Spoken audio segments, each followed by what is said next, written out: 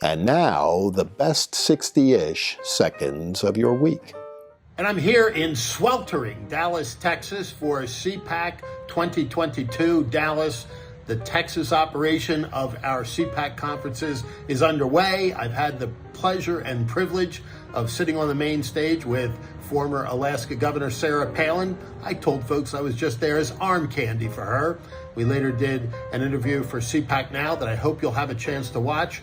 And I was on a panel on American energy, where Representative Yvette Harrell from New Mexico had probably the best line of the conference when we were talking about the fact that American petroleum results in plastics and a whole lot of other products, including makeup. And she said, can you imagine Speaker Nancy Pelosi without all that makeup? And today we'll welcome President Donald J. Trump back to the main stage.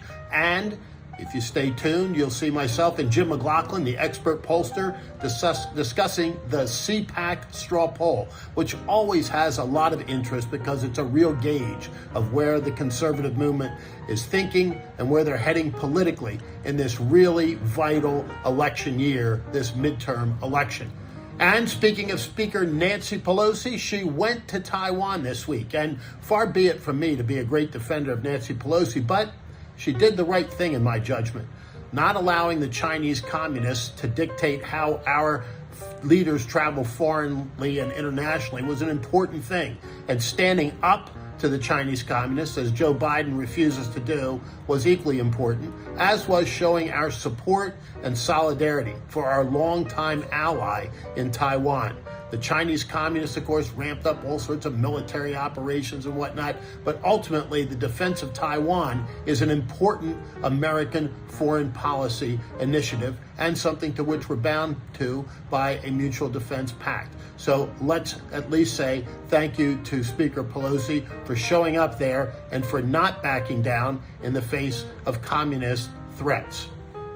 And a couple of pieces of sad news this week. Senator Sinema of Arizona finally succumbs to the pressure of senatorial Democrats and caves in, as did Joe Manchin a little bit earlier, on this gigantic spending package that the Biden administration is trying to foist upon the American people, which is only going to exacerbate our economic woes. Now, she and Senator Manchin both said it was as the result of negotiations with Chuck Schumer.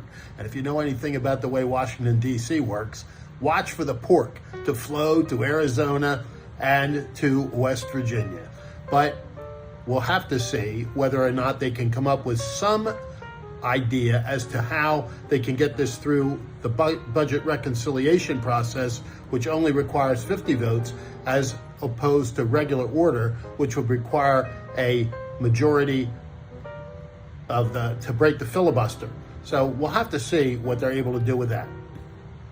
On three tragic notes this week, the world lost Bill Russell, the late, great Boston Celtics center fame, and as a kid that grew up a 76ers fan, somebody I really hated as a player, but had to acknowledge he was one of the greatest. But who can still argue that Wilt was the greatest?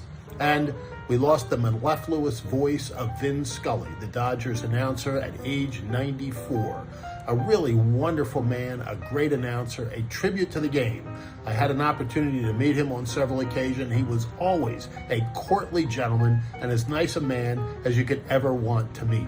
And the really tragic moment this week occurred when Congresswoman Walorski of Indiana, representing South Bend, by the way, a place where I like to go watch football from time to time, lost her life, as did two passengers in her car, both congressional staffers, in an awful and tragic automobile accident.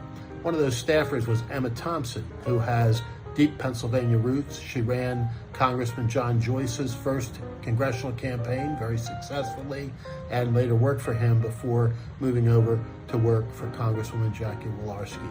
May they all rest in peace.